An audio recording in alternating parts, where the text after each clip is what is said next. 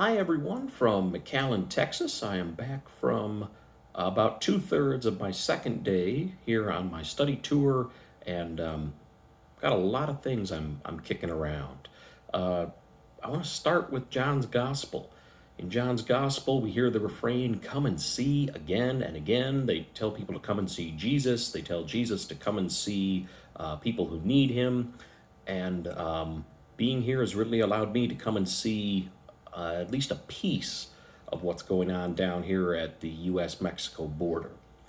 Interestingly enough, "come and see" were also the words that inspired one of the first people we met today, Sister Norma Pimentiel, to get involved in running a respite center for people coming across the border. And she invited us to come and see what is going on at the respite center. Well, we were there, two busloads of people who had come across, arrived at the respite center, and were processed a little bit there, had the opportunity to rest, get a meal, charge phones, and being able to come and see that was challenging. There were a lot of families. Seeing people make this journey with their children, as a father, is really challenging. I also got to see that they had a station where staff would help people connect with family or friends or somebody in the United States who was willing to take responsibility for them. And I found this very encouraging. Sister Norma said that she did not want to load people on a bus and send them to be someone else's problem somewhere else. So she wanted to make sure everybody who left the respite center had somebody who could take them in and take responsibility for them. And unfortunately, not everybody along the border feels that way. We then connected with Pastor Jerry, who invited us to come and see the actual border. The first thing we saw was that we are in a free trade zone. People with the right credentials, both people from the Mexican side and the American side, can come and go very easily. And people cross this border every day legally to shop, to do business, to work, to go to school, to seek health care. We crossed the border. It was remarkably easy to get from the US side to the Mexico side. And a stone's throw from the border crossing, we went to a park that was about the size of that triangle of grass, bounded by Kyleman Street, 97th Lane, and the southeast edge of the church building. In that size space for several years was an encampment of about 2,000 people that had no facilities of any kind. And that was cleared out last spring by the Mexican government. One of the things we learned was that the kind of people coming across and the reasons for coming across have shifted.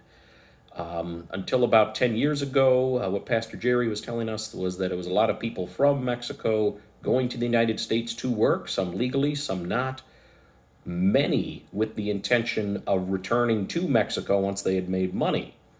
And a lot of our security apparatus and immigration stuff was set up to process that kind of need.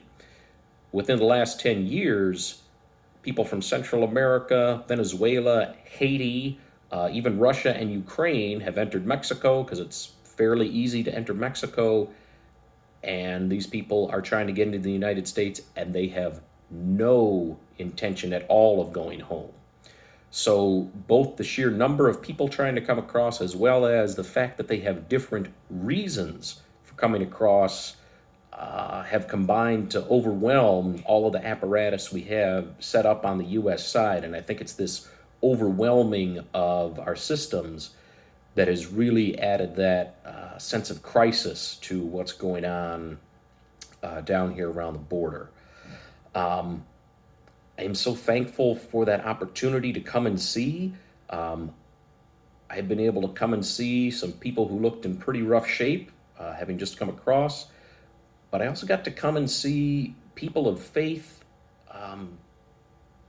trying to step in and really follow Jesus. People of faith who are just responding to that basic truth that no matter where we are from or where we are trying to go, we are all people made in God's image, and trying to honor that dignity. So it was really encouraging to see the way people's faith inspired them to go about that work.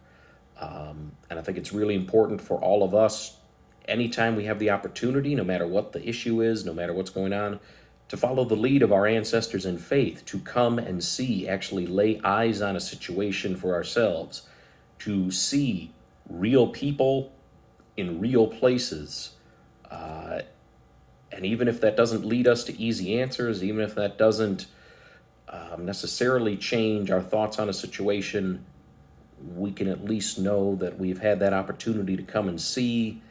And I just want to leave you with the thought that I think that's part of why Jesus became as human as you and me.